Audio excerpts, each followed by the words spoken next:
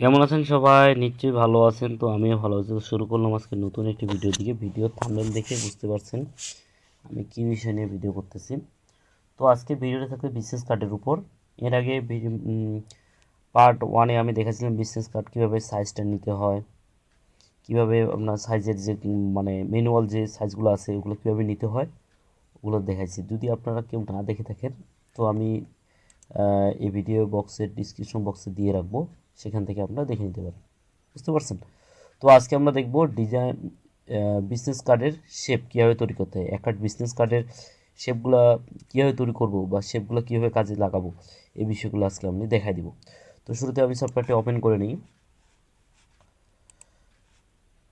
সফটওয়্যারটি ওপেন করে নিলাম।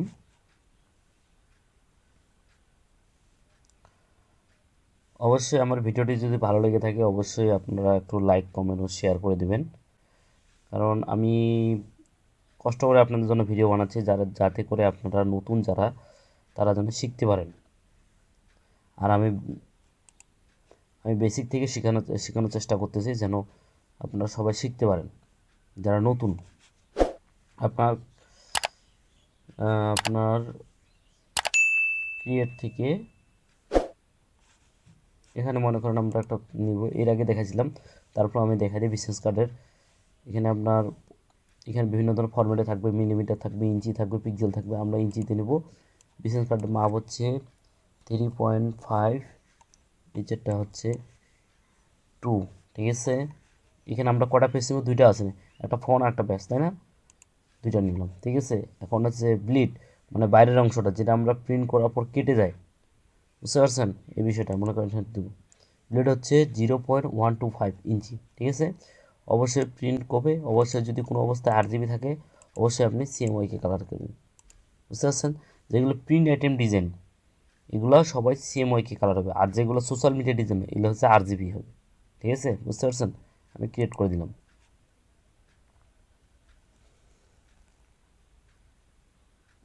দেখেন ওপেন হয়ে যাবে। হ্যাঁ দেখছেন ওপেন হয়ে গেছে।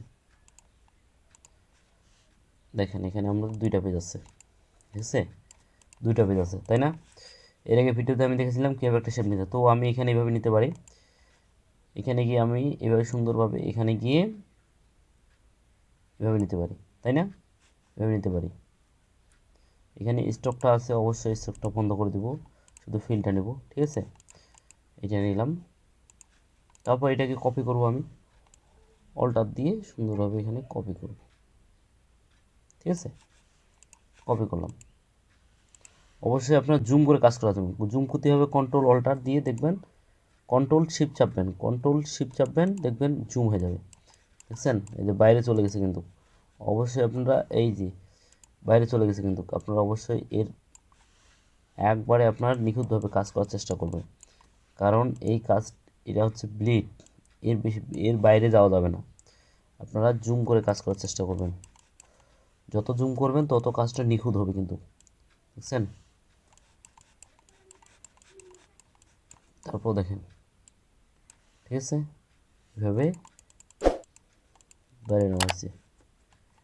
ঠিক আছে, এখন আমাদের এখানে কাজ করতে হবে একটা, এখানে ভিতরে সেফটি মার্ক নিতে হবে। অবজেক্ট থেকে পাথ থেকে অফসেট পাথ দিব। দেখুন বাইরে চলে গেছে, আমরা এখানে মাইনাস দেব। দেখছেন এটা আমি কীভাবে করতেছি? আপনার আপ ডাউন একটা অপশন আছে না, ওটাতে আপনি ক্লিক করবেন।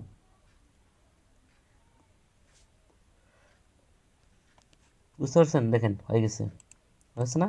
হয়ে গেছে। এটা বোঝা যাচ্ছে? বোঝা যাচ্ছে না কিন্তু। এটা ক্লিক করে রাইট বাটনে ক্লিক করেন, মেক এ গাইড।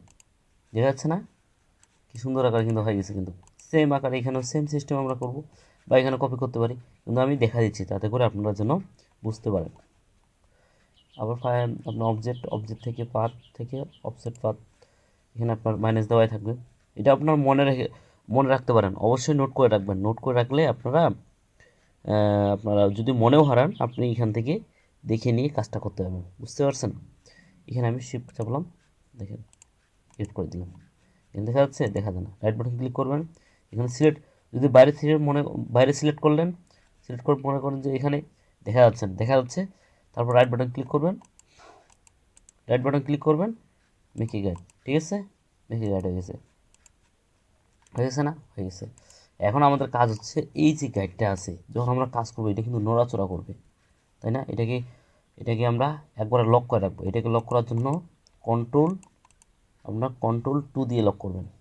হয়ে গেছে, এটা বের হচ্ছে, দেখছেন? এটা কিন্তু বের হয় না। আবার এটাকে দেখেন কন্ট্রোল 2 দিয়ে লক করবেন, ঠিক আছে? এটা লক হয়ে গেছে, কিন্তু আর কিন্তু বের হয়ে যাবে না। এখন যা আমরা কাজ করব এর কিয়ার মধ্যে কাজ করব, এটাকে নড়াচড়া করবে না, ঠিক আছে? এখন আমাদের একটু শেপ নিয়ে কাজ, তাই না? শেপ নিয়ে আপনাদের কথা বলি।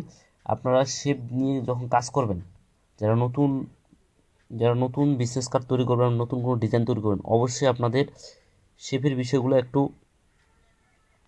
মাথায় রাখতে হবে। কারণ আপনাকে যত বেশি বেশি আপনি প্র্যাকটিস করবেন আর বেশি বেশি মানুষের মানে অন্যের ডিজাইন দেখবেন, তাহলে আপনি ভালো কিছু করতে মানে নতুন নতুন আইডিয়া আপনার মাথায় আসবে। তো আমি আপনাদের কাছে সিম্পল একটা বিষয় দেখাই দিই। মনে করেন আমি আজকে এই টুলটা নিলাম, পলিগন টুল নিলাম, তাই না? পলিগন টুল নিয়ে আপনি মনে করেন যে এইভাবে একটা সুন্দরভাবে একটা দিলাম, তাই না? এখানে গিয়ে এটা এটা এটা আপনার কালারটা চেঞ্জ করে দিলেন, ঠিক আছে? দেখছেন? এখানে একটা নিলাম, নেওয়ার পর এখানে আমি সুন্দর করে একটা কালার চেঞ্জ, এখানে একটা শেপ দিয়ে দিলাম, দেখছেন? এটা কীভাবে করলাম দেখেন। আপনারা অনেকে মনে করতে পারেন যে এটা আমি কীভাবে করলাম, ভাই কীভাবে করলো। এটাকে আপনি কপি করার জন্য অল্টার চাপবেন, অল্টার চাপে নিচে একটু নিয়ে যাবেন, আপনি যেখানে ইচ্ছা, যেখানে শেপটা দেওয়ার ইচ্ছা, এটা একটু এইখানে দিয়ে দিলাম, ঠিক আছে? দেখতে ভালো লাগায় দিয়ে দিলাম। এটা আমি কালারটা চেঞ্জ করে দিলাম, মনে করেন এটা একটু হালকা ব্ল্যাক দিলাম, ঠিক আছে? এটাকে মনে করেন উপরে চলে গেছে, তাই না? উপরে গেছে, উপরে আসছে। এটা কীভাবে, এটা এই কালারটা কীভাবে উপরে নিয়ে আসবো, এটাকে সিলেক্ট করবেন, সিলেক্ট থেকে রাইট বাটন ক্লিক করবেন, থেকে অ্যারেঞ্জ থেকে টু ফন্ট, উপরে চলে আসছে না? এটাকে আপনি দুইটাকে, হ্যাঁ। এখন আমরা কি করব, এই যে বাইরের অংশটা আছে দেখেন, এই যে এখান থেকে আছে না, এইটুকু যে অংশটা আছে এটা আমরা কেটে দিব। এটা কিভাবে কাটবো, আমাদের তো শুধু এইটুকু মাপ, এইটুকু মাপ দেখতে পাইছেন? এইটুকু মাপ, কিন্তু এর বাইরের অংশটা কিন্তু আমাদের কিন্তু কোনো প্রয়োজন নেই। কোনো প্রয়োজন আছে? কোনো প্রয়োজন নেই। এইটুকু আমি কীভাবে কাটবো, শেপটা আমি নেওয়ার পর এটাকে তো আমার কাটতে হবে, তাই না? এইভাবে কীভাবে কাটবো এটা তো আপনার দেখাই দিচ্ছি আমি। তারপর আবার দেখা দিচ্ছি, এটাকে দুইটাকে সিলেক্ট করবেন, সিলেক্ট থাকা অবস্থায় এখানে দেখেন একটা অপশন আছে শেপ বিল্ডিং, এটা অপশন ক্লিক করবেন, দেখেন একটা প্লাস অপশন লেখা আছে না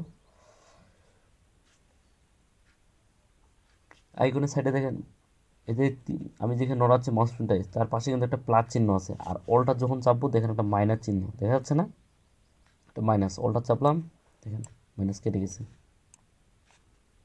কেটে গেছে, গেছে কি সে এই সেমভাবে আপনি মনে করেন এই শেপটাকে আপনি এইখানে রেখে দেবেন, তাই না?